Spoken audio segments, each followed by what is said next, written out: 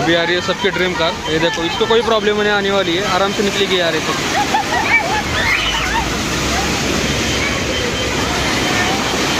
Fortuner आराम से निकलेगी यार।